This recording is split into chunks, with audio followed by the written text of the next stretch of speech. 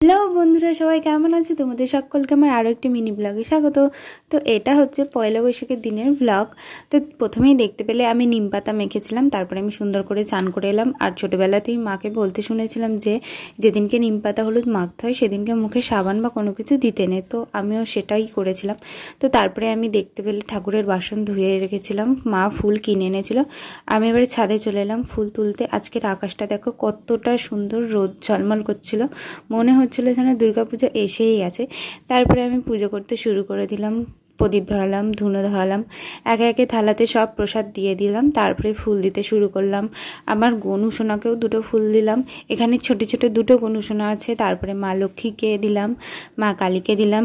তারপরে দেখো আমার পুজোটা প্রায় কমপ্লিট হয়ে গেছে। পুজো করতে করতে প্রায় অনেক দেরি হয়ে গেছিলো।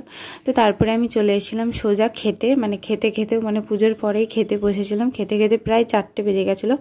তো তারপরে আমি তোমাদেরকে আমার ঘরটা একটু দেখাই। একটু হালকা করে আমি সাজিয়েছিলাম, বেশি কিছু না, খালি বিছানার চাদর আর বালিশের ওয়ার লাগিয়েছিলাম, আর এই শাড়িটা রেখেছিলাম একটু ফটোশ্যুট করার জন্য। তো চলো নেক্সট ভিডিওর জন্য অপেক্ষা করো, চ্যানেলটা সাবস্ক্রাইব করে দিও।